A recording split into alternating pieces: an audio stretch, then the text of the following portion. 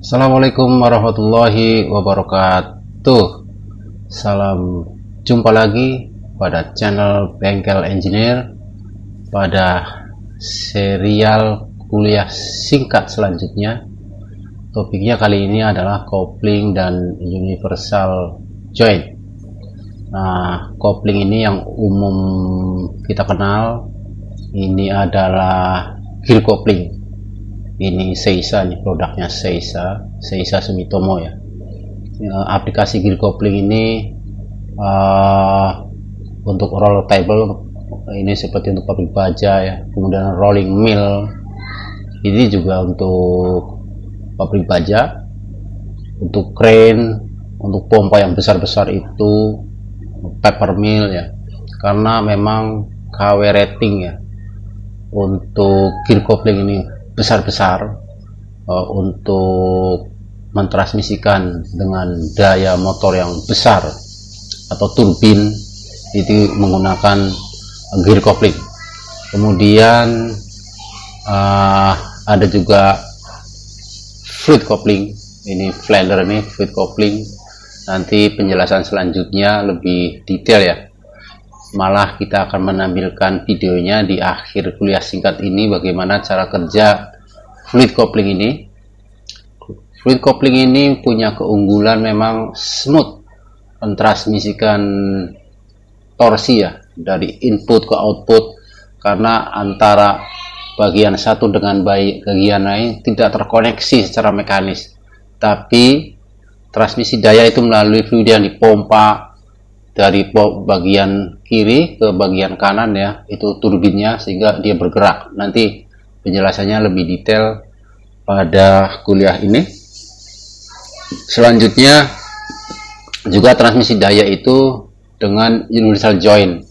Ini ada joint yang bisa universal ya, bergerak, sisi sebelah kanan dan sebelah kiri itu bisa bergerak. Itu kita bisa temui di gardan mobil ya, itu mentransmisikan dari mesin di bagian depan seperti pada truk atau mobil-mobil yang menggunakan transmisi roda belakang ya, itu menggunakan universal joint. Itu tujuannya tidak fix, dia bisa bergoyang-goyang ketika jalan itu bergelombang. Baik, selanjutnya adalah seperti apa gear kopling ini. Memang gear ini adalah foto dari Seisa, ini dari Dodge ya, Amerika, ini Jepang ya. Memang menggunakan gear untuk koplingnya ini, untuk mentransmisikan daya dari input ke outputnya. Selanjutnya, seperti apa sih aplikasi untuk gear kopling?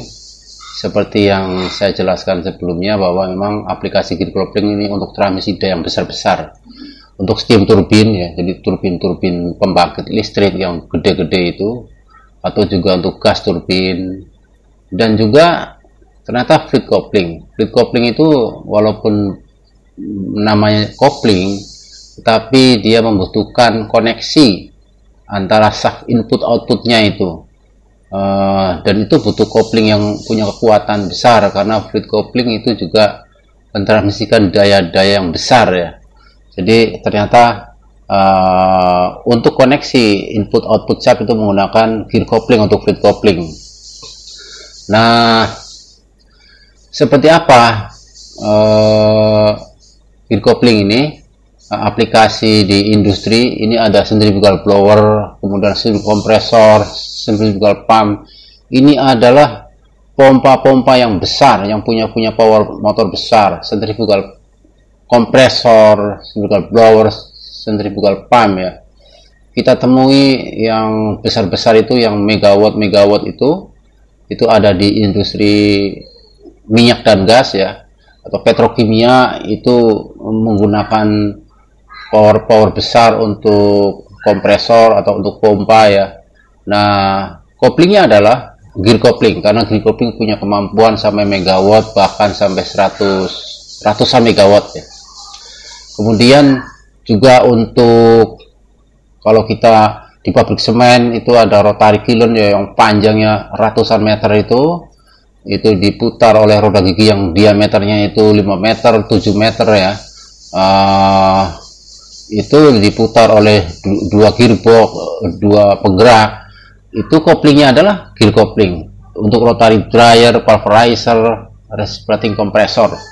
Jadi memang jika kita menggunakan penggerak itu adalah dengan daya yang besar-besar, maka yang paling cocok itu adalah gear kopling, karena gear kopling memang punya kemampuan besar untuk mentransmisikan daya. Nah, seperti contoh ini, contohnya di sini ya. Ini kalau kita lihat tabel ada 1 2 3, 1 2 3, artinya paling atas itu adalah KW. Coba kita lihat. Di sini 7 6 10 KW, artinya 7,6 megawatt. Kemampuan KW rating dari gear kopling itu ya pada putaran 1800 rpm. Itu. Kemudian kalau kita lihat tabel sisi kanan, itu dia 106.000 KW, artinya 106 megawatt. Apalagi kalau bukan turbin. Jadi gear kopling ini untuk turbin-turbin pembangkit listrik, steam turbin atau gas turbin itu menggunakan gear kopling. Ada pertanyaan, bagaimana kalau steam turbin itu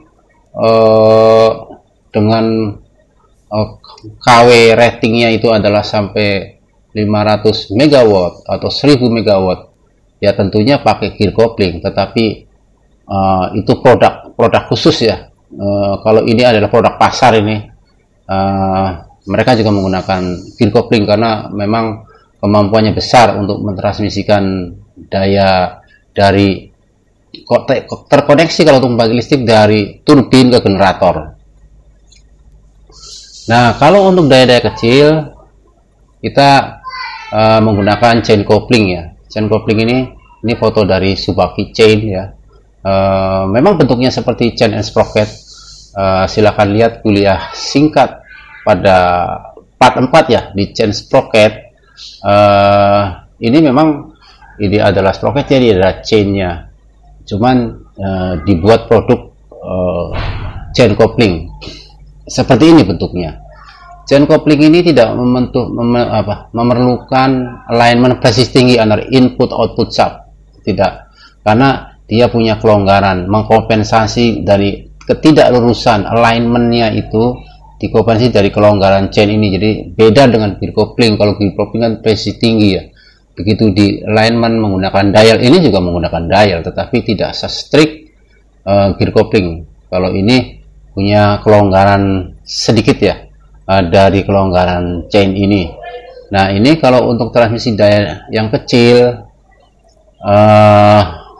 skalanya 10 megawatt, bukan 10 kW, 30 kW ya, kemudian 100 kW masih bisa menggunakan chain coupling. Silakan lihat kemampuannya di katalog Subaki ya, kemampuan dari chain coupling ini sampai berapa kW detailnya. Selanjutnya adalah NBK flexible coupling. Tadi chain coupling adalah Subaki ya, yang kita tampilkan di sini karena ini yang populer di Indonesia. Ini juga populer, NBK flexible nih. Nah, kenapa disebut flexible coupling? Karena ini ada rubber, ada karet nih. Yang hitam-hitam ini juga untuk daya-daya kecil ya, mentransmisikan power input output itu. Misalnya ini adalah terkoneksi ke motor, yang sebelah sana gearbox misalnya. Nah, atau sebelah sini motor, sebelah sana pompa misalnya. Nah, itu bisa, tetapi untuk KW-KW kecil. Nah, ini juga tidak terlalu strict untuk alignmentnya, terhadap misalignmentnya ya, karena misalignmentnya dikompensasi oleh rubber ini. Baik, selanjutnya adalah fluid coupling. Kiri itu adalah disebut pompanya, kemudian sebelah kanan itu adalah turbinnya ya. Nah, turbin itu menggerakkan shaft untuk ke bagian sebelah kanan ya.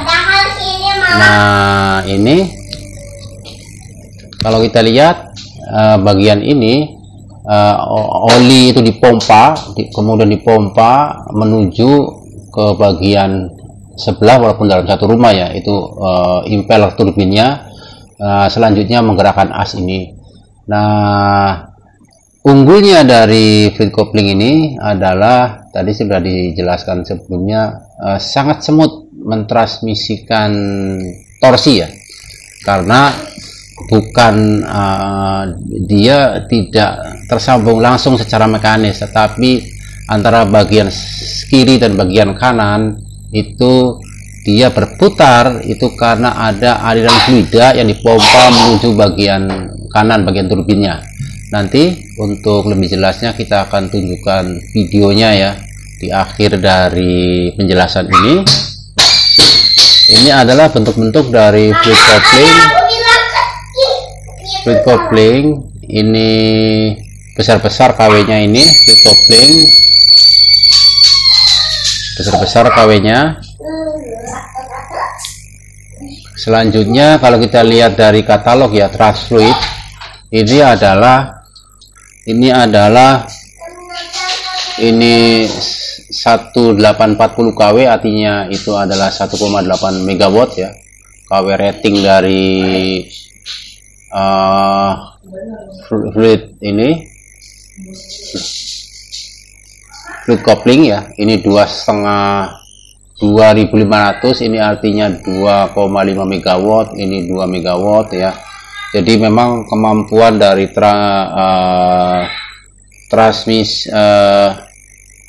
fluid coupling ini besar-besar ya, tetapi tidak sebesar gear coupling. Nah, memang aplikasinya khusus fluid coupling itu adalah untuk beban kasar, beban impact yang besar ya, seperti crusher, seperti tambang-tambang batu bara, itu menggaruk tambang ya, bucket wheel excavator. Selanjutnya Reynolds Universal Joint. Ini adalah universal joint, ini juga seperti coupling ya, tetapi dia universal, menghubungkan antara input dan output shaft. Kalau di mobil yang paling gampang kita lihat ya, mobil yang masih menggunakan gardan belakang, itu menghubungkan antara mesin bagian depan dan bagian belakang itu gardan. Kenapa menggunakan universal joint ya? Kalau mobil itu bergerak kemudian bergelombang, dia tidak kaku ya, tidak patah, karena ada joinan yang kanan kiri atas bawah, kanan kiri atas bawah, dia bisa bergerak. Itu yang disebut dengan universal joint. Jadi, tetapi universal joint itu dibatasi oleh kemiringannya, kemiringannya ada batasan-batasannya ya. Berapa kemiringan sudutnya maksimum. Baik, kita akan lihat katalog. Ini gambaran vertikal ya, gambarnya ini bisa diputar. Nah, tipenya adalah ada yang teleskopik, itu bisa ditarik maju mundur, ada yang fix ya. Nah, di katalog ini kita bisa milih untuk torsi berapa, itu ada datanya. Ini torsinya berapa sih kalau tipe RA250, RA285, itu berapa kilonewton-meter ya. Itu manufaktur memberikan katalog ya, kemampuan dari universal joint. Kalau umumnya memang transmisi, komponen transmisi itu adalah KW rating, tetapi ini adalah menggunakan satuan torsi rating, ini kilo newton meter. Tetapi walaupun begitu, sebenarnya KW dan torsi itu kan P sama dengan TW ya. Itu artinya ya mau dibolak-balik kayak apa juga bisa, bisa newton meter, bisa KW ya, KW rating ya. Tetapi umumnya dari mulai gearbox, kemudian pulley, belt, chain, sprocket itu KW rating. Ini juga bisa dikonversi ke KW. Nah, berikutnya adalah kalau kita lihat dia punya kemampuan beta, itu kemampuan kemiringannya ya, sudutnya berapa. Nah, itu 15 derajat. Kemudian kalau untuk yang teleskopik itu berapa sih maksimum ditarik ya, mulurnya itu berapa. Di sini dijelaskan yang di tabel ini 140 mili, 140 mili, 140 mili. Artinya dia maksimum bisa ditarik di adjust 140 mili.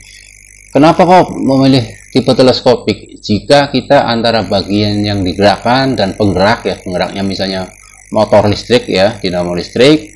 Di sananya itu adalah roller ya, roller. Semuanya dudukannya sudah fix.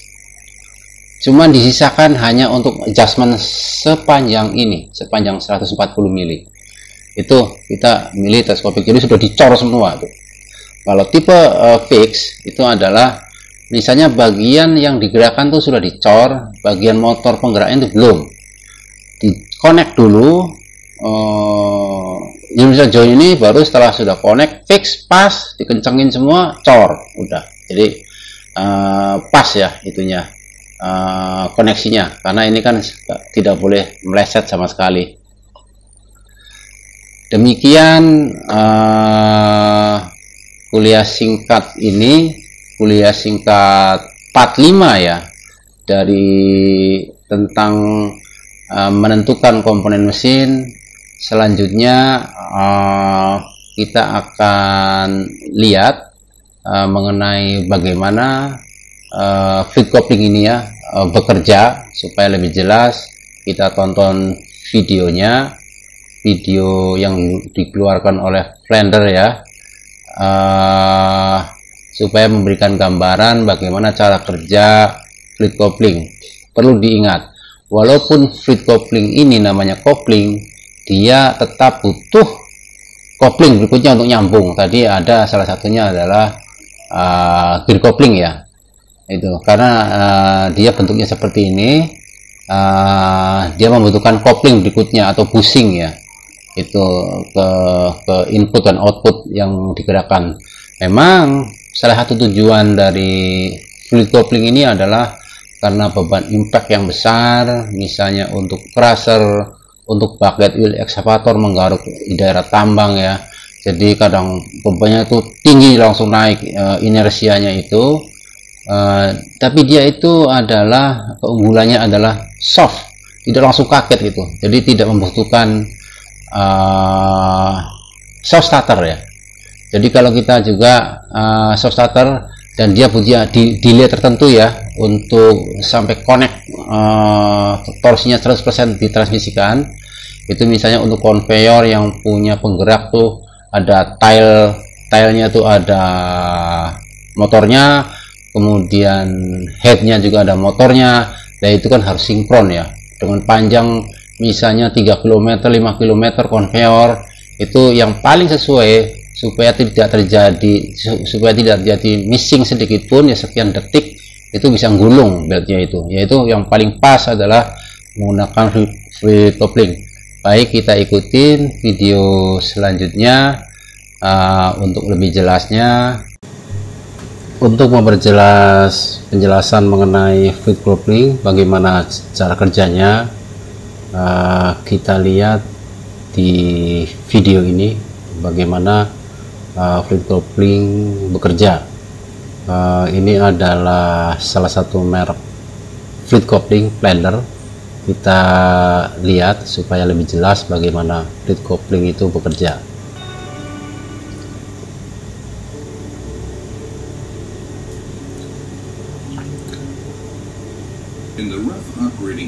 Nah, fluid coupling ini aplikasinya memang diperuntukkan untuk operasi-operasi dengan beban impact yang besar ya, seperti di daerah pertambangan ini. Jadi kalau tiba-tiba bebannya itu berat gitu, terus tiba-tiba nggak ada, tiba-tiba berat, ini juga seperti yang crusher ini ya, itu memang yang lebih cocok adalah fluid coupling supaya transmisi daya itu smooth, jadi beban impact yang besar ya. Nah, fluid coupling ini tadi sudah dijelaskan, ada dua bagian ya, yaitu bagian bawah itu adalah pompanya. Ini impeller pompanya ya, blade pompanya ini, sudut-sudut pompanya. Nah, cairan di dalamnya itu akan dipompa, kemudian pompa itu akan mengalir ke atas, karena fluid coupling ini bisa dipasang vertikal, dipasang horizontal ya. Kebetulan ini posisinya vertikal, Jadi fluidnya itu dipompa, kemudian fluidanya itu mengalir ke daerah turbin. Nah, turbin itu adalah bergerak, dia ikut berputar karena adanya transmisi fluida di dalam kopling ini. Dalam kopling ini ya, dari pompa ini menuju turbin. Jadi yang bergerak ini adalah bagian bawahnya ini, yaitu bagian pompanya ini. Kemudian bagian atasnya itu ada turbinnya untuk menggerakkan as ini nih.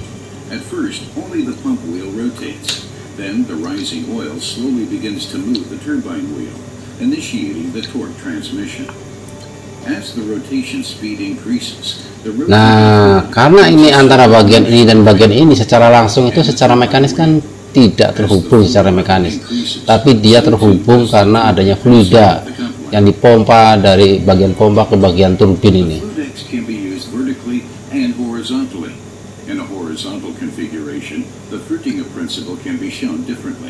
Nah, ini bagian pompanya, ini bagian turbinnya. At first, only the pump wheel rotates. Slowly, the turbine wheel begins to turn as well. The torque transmission begins. Once nominal operation is reached, for functional reasons, there continues to be a slight difference in the rotation speed. Nah, ini saknya nih muter ya, dia tersambung ke bagian turbin ini. Jadi fluidanya itu kalau digabung itu memompa fluida, kemudian memutar sudut turbin ini. Sudut turbin ini memutar as itu.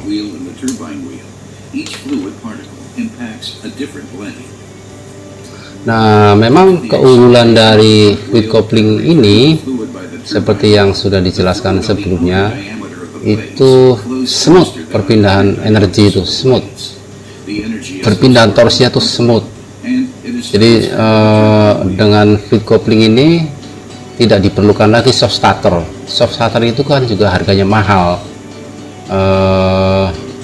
tapi dengan fluid coupling ini bisa mereduksi biaya soft starter itu. Walaupun tentunya fluid coupling itu mahal, tetapi dia secara mekanis lebih reliable dibandingkan elektrik ya. Jadi ini kalau lihat grafik torsinya itu, dia tidak langsung melonjak gitu. Nah, ini memang operasinya operasi kasar ya kalau fluid coupling itu.